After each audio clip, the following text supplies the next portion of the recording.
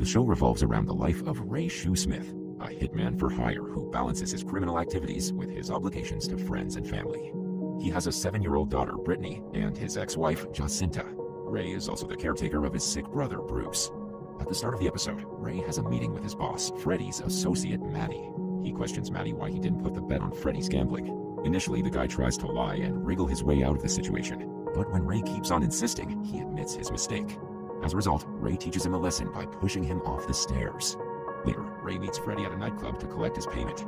His boss doesn't have the money at the moment, possibly because he lost it at gambling. So Freddy tells Ray that he can collect 10 grand from someone who owes him a debt and keep it for himself. Our hero agrees, but tells his boss that he will need an extra grand for helping him collect the debt. Freddy obliges and sends one of his crew, Nick, to assist Ray in collecting the debt. In the next scene, Ray and Nick drive to a place called Ashfield to find the debtor, who goes by the name Terry. At first, Nick beats Terry mercilessly, but the old guy refuses to pay and claims that he doesn't have any money. He says that he can get it within a week, though. Ray thinks of another way to scare poor Terry. He asks for Terry's wallet and sees the old guy's family photo.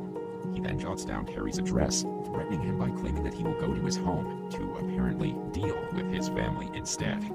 This frightens Terry, so he promises to return the money immediately. The next day, Ray is walking his dog in a park. There he meets a woman named Allie, who is also walking her dog. They have small talk and both find each other attractive. Later, Ray visits his daughter Brittany, who lives with his ex-wife Jacinta. He then drives his kid to visit his brother Bruce. Uncle Bruce is very friendly with Brittany, as he often spoils her with gifts. One night, as Ray is on guard duty at a nightclub, his best friend Gary shows up. The two engage in a private talk, and Gary says that while he was watching adult movies at home, his Russian wife Tatiana found out about the DVD and is angry at him. To save himself, Gary told his wife that Ray is the one who owns the porn, and surprisingly, she believed his lies. Gary then asks Ray to come to his house and confirm his story to Tatiana. Although hesitant at first, our hero eventually agrees. In the next scene, Ray comes to his best friend's house and meets Tatiana. He hesitantly admits to her that the porn DVD belongs to him. Tatiana rebukes Ray and gives back the porn to him. Later, Ray throws the DVD in the trash can, but Gary picks it up and takes it back home. This is, of course, without his wife's notice. The following day, when Ray is hanging out with his daughter Brittany on the street, 2 young boys bump into her. The boys are very rude to Ray and even use cuss words. After Ray takes his little girl back to the car, he sees those 2 boys again, who are now chatting on the street. Ray tells Brittany to stay put in the car, claiming that he's going to buy some newspapers. But instead, he goes straight over to those 2 boys and beats one of them, while the other freaks out and manages to run away. This action, however, is witnessed by a woman. While pursuing the guy who ran away, Ray comes across Allie at a supermarket and finds out that she's a paramedic. This time, Ray takes the chance to ask for her number. Cut to the next scene, a business owner, Luke Henson, finishes jogging and goes back to his car. Suddenly, Ray shows up and forces him to get into the trunk of his car. Ray then takes Luke to the forest and tells him to dig a hole.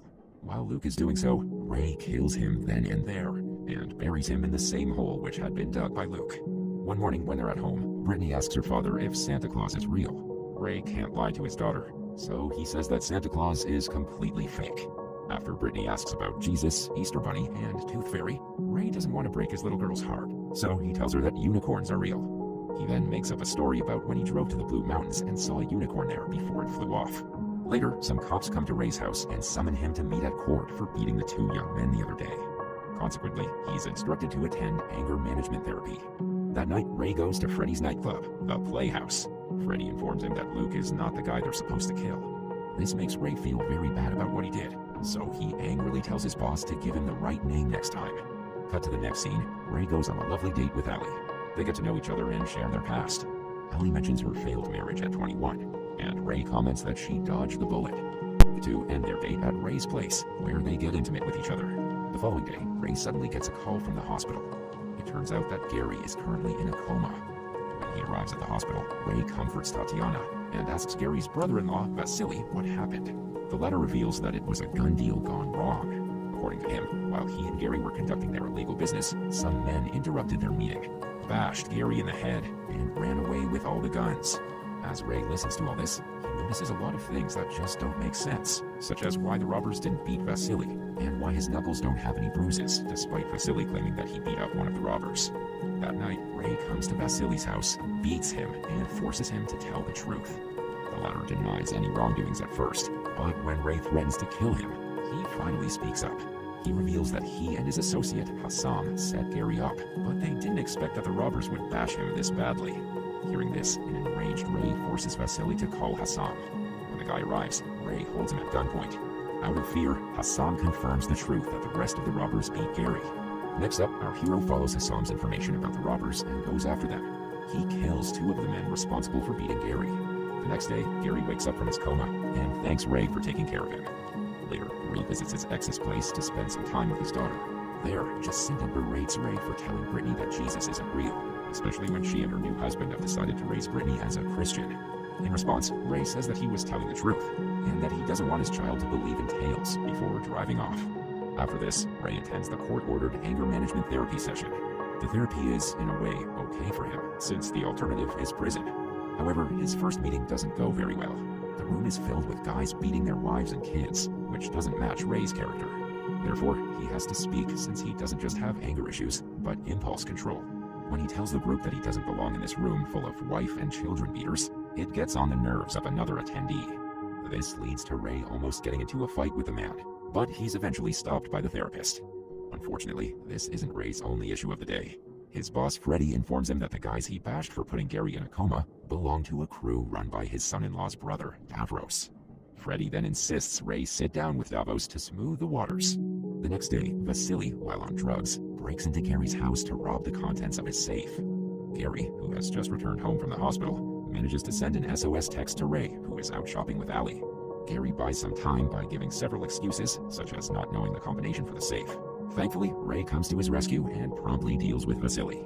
The Russian is knocked off the stairs, and during this time, Gary manages to snatch away his gun. Gary then seemingly pops a bullet in Vasily's skull.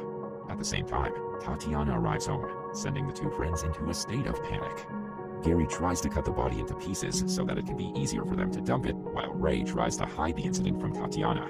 Unfortunately for Gary, it is revealed that the bullet had bounced off Vasily's skull, making it seem like he was dead, but in reality, he was only knocked out. So, when Ray tries to chop Vasily up, the latter wakes up and runs for his life. After Gary explains what Vasily tried to do to him, Tatiana chases him out in a rage. In the meantime, Ray just walks away because he doesn't have time to deal with their family's business. Although Ray has a gangster background, he has a bit of a soft side, especially in regard to his daughter Brittany. He often goes to her games, spends time with her, and brings her over to his brother's house so she knows where she comes from. He even introduces her to his new girlfriend, Ali. That night, Ray finally has a sit-down with Davros, Freddy's relative and the crime boss whose men he had beat up earlier.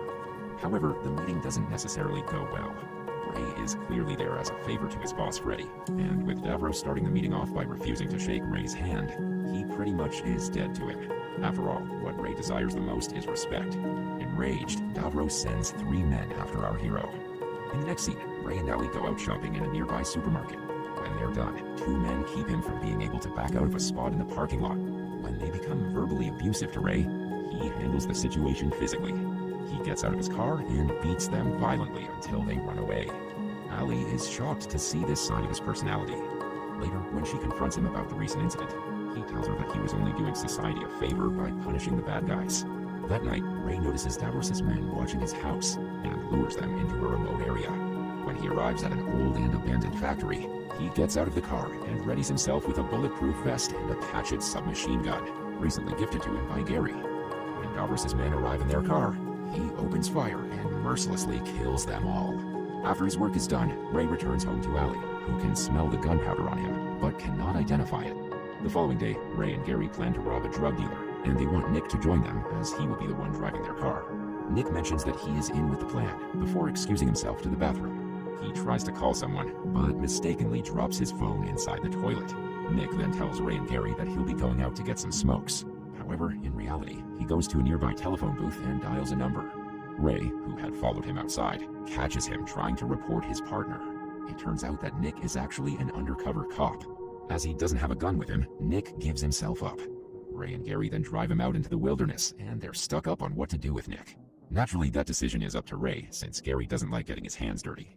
Our hero then lets Nick go because he doesn't need the trouble of a cop's death on him, and because he hasn't done anything around Nick. Later, Ray is abruptly kidnapped by Dave and Bobby, 2 hitmen hired by Davros. Our sly hero manages to stall them by revealing that he has a strongbox hidden in a particular place, holding more money than they're doing the job for. The hitmen privately plan to take the money and deliver him to Davros anyway.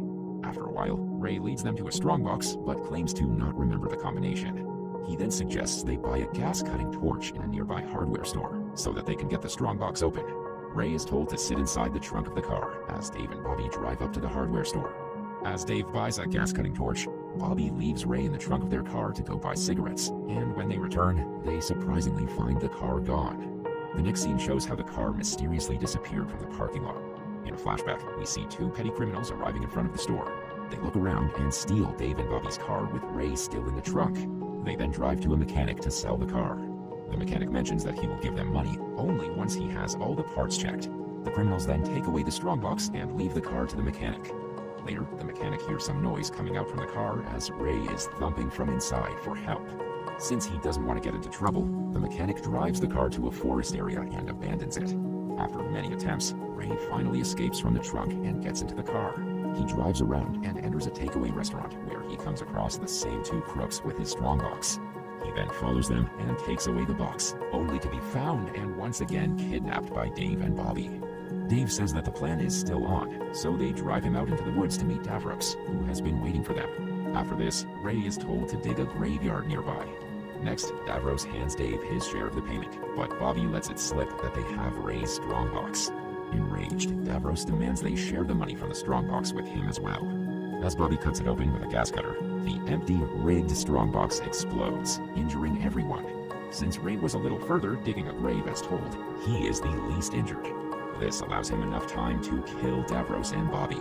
However, he leaves Dave alive out of respect. It is then revealed that Ray and Dave come from the same background. Dave just wants the money to fend for his family and his expectant wife, who is soon to give birth to a baby boy. Dave says that he owes this one to Ray before scooting away.